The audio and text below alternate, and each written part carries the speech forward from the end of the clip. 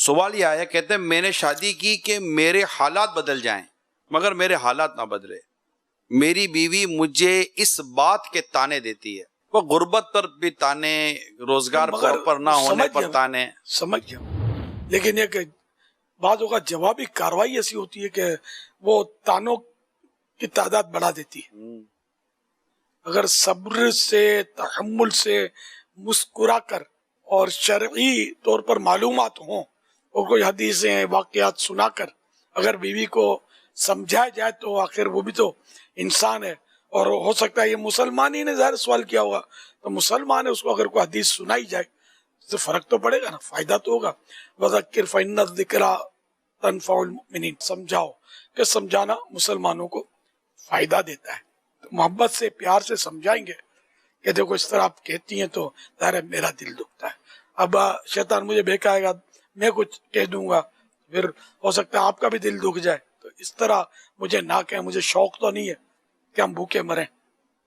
میں کوشش کرتا ہوں، دعا کریں کہ مطلب میں مزید کوشش کرنے میں کامیاب ہو جاؤں، اللہ پاک ہم کو مطلب مالا مال کرے دنیا اور آخرت کی نعمتوں سے.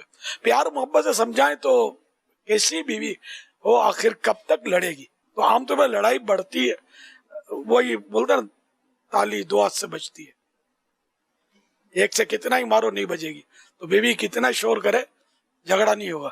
وہ شوہر خالی گھورے گا تو جھگڑے میں اضافہ ہو جائے گا، منہ پھلائے گا تو بھی جھگڑے میں اضافہ ہو سکتا ہے. مسکراتا رہے، چپ ہو جائے، ٹال دے تو انشاءاللہ ترکیب بن جائے گی، لائن پہ آ جائے گی.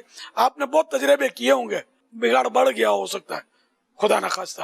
اب آپ میرا نسخہ اپنا لیں، ایک کاغذ پہ تعویذ بنا لیں، آپ اس پر ایک بڑا دائرہ بنائیں، اس میں پھر ایک اور دائرہ بنائیں، اور ایک تیسرا چھوٹا دائرہ بنائیں اس میں، اور اس کو سیدھی طرف سے لپیٹ کر آپ اس کا تعویذ بنا لیں اور اس کو پلاسٹک کوٹنگ کر لیں. مگر یہ ساری کاروائی بیوی کو پتہ نہیں چلنی چاہیے، اپنے پاس رکھیں. جب بیوی تانوں پر، تشنیع پر، بگاڑ پر آ جائے نا تو آپ آگے پیچھے ہو کر، سائڈ ہو کر، بولنا تو ہے نہیں نا، قفل مدینہ لگانا. آپ سیدھی طرف کے دانتوں کے نیچے دبا لیں. ہاں سیدھی طرف کے دانتوں میں درد ہے تو الٹی طرف لگا لیں، اور یہ کہ اب دانتوں سے اس کو تعویذ کو پکڑ کے رکھنا ہے. اب وہ جتنا شور زیادہ کرے نا اتنا آپ کو تعویذ کو دبانا ہے. آپ دیکھ لینا، پھر پیغام دینا کہ واقعی یہ نسخہ کامیاب ہوا، اس تعویذ کی میں آپ کو اجازت دیتا ہوں، اس کو بنائیں. اور جن جن کے گھر میں یہ مسائل ہیں میں سب کو اجازت دیتا ہوں.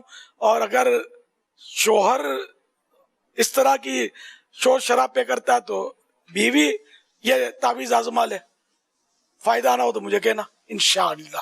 برداشت کرنا سیکھ لیں تو گھر چلتا ہے.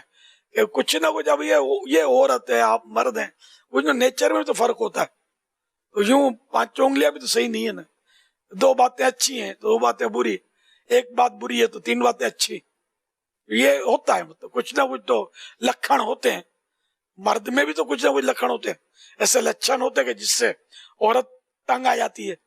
لیکن بعض اوقات وہ نبھا رہی ہوتی ہے، کبھی مرد نبھا رہا ہوتا ہے، کبھی دونوں ایک دوسرے کو برداشت کر رہے ہوتے ہیں. تو یوں گھر چلتا ہے، یہ بچے وغیرہ ہو جاتے ہیں، بڑے ہو جاتے ہیں، اور یہ مطلب حساب کتاب چلتا رہتا ہے. اگر یہ آپ ان کو بولتے ہیں، دیکھ کل شربت برابر میٹھا نہیں تھا، آج تھوڑا زیادہ ڈالنا، وہ فلاں شربت، اور ٹھنڈا بھی کم تھا کل، آپ ذرا پہلے سے فریج میں رکھ دینا.